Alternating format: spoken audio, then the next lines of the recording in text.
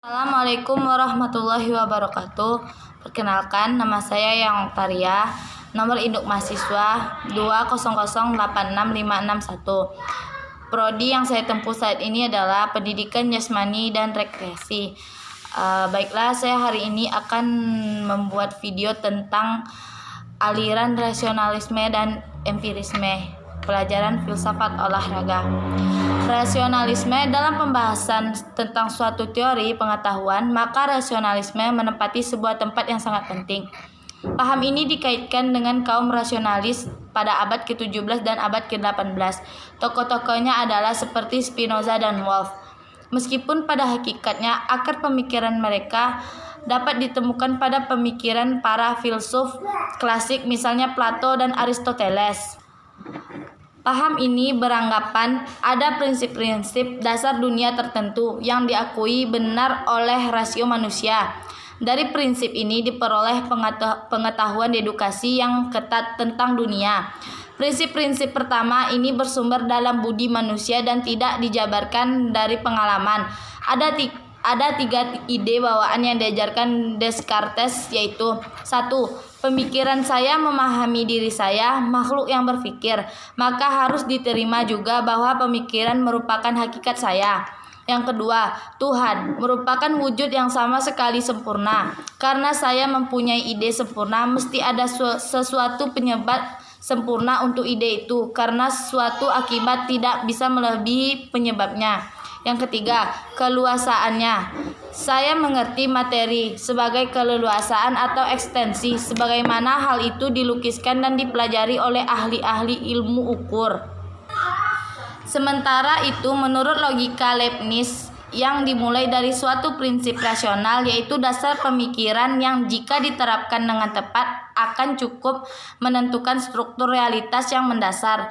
Leibniz mengajarkan bahwa ilmu alam adalah perwujudan dunia yang matematis. Dunia yang nyata ini hanya dapat dikenal melalui penerapan dasar-dasar pemikiran.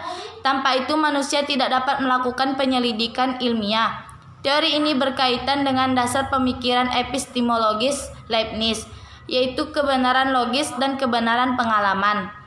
Pengetahuan yang menaruh perhatian pada kebenaran yang abadi, yaitu kebenaran logis. Yang kedua, pengetahuan yang didasari oleh observasi atau pengamatan, hasilnya disebut dengan kebenaran fakta. Paham rasionalisme ini beranggapan bahwa sumber pengetahuan manusia adalah rasio.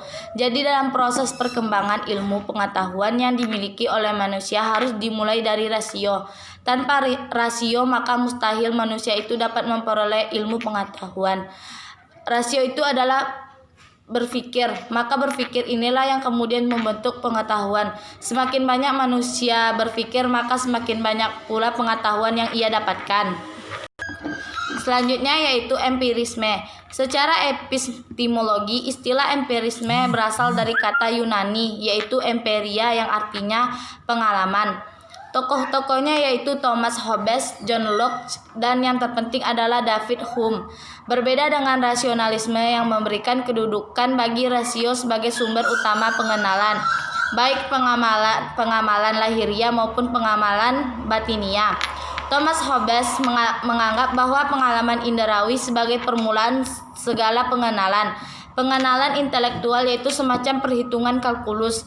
Dunia dan materi adalah objek pengenalan yang merupakan sistem materi dan merupakan suatu proses yang berlangsung tanpa hentinya atas dasar hukum mekanisme.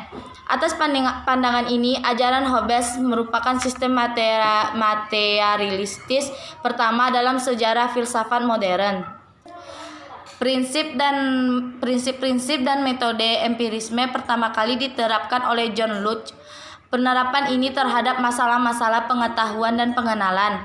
Langkah yang utama adalah berusaha menggabungkan teori empirisme seperti yang telah diajarkan Bacon dan Hobbes dengan ajaran rasionalisme Descartes. Penggabungan ini menguntungkan empirisme dan menantang rasionalisme yang mengenai ide-ide dan asas-asas. Pengalaman lahiriah adalah berkaitan dengan hal-hal yang berada di luar kita, sedangkan pengalaman batinia berkaitan dengan hal-hal yang ada dalam diri atau psikis manusia itu sendiri. Sementara menurut David Hume bahwa seluruh isi pemikiran berasal dari pengalaman yang ia sebut dengan istilah persepsi. Menurut Hume, persepsi terdiri dari dua macam, yaitu kesan-kesan dan gagasan. Kesan adalah persepsi yang masuk melalui akal budi secara langsung, sifatnya kuat dan hidup. Sementara gagasan adalah persepsi yang berisi gambaran kabur tentang kesan-kesan. Jadi menurut Hume, jika seandainya manusia itu tidak memiliki alat untuk menemukan pengalaman itu buta dan tuli misalnya, maka manusia itu tidak akan dapat memperoleh kesan bahkan gagasan sekalipun. Dalam artian ini, ia tidak bisa memperoleh ilmu pengetahuan. Sekian video hari ini, saya akhiri dengan assalamualaikum warahmatullahi wabarakatuh.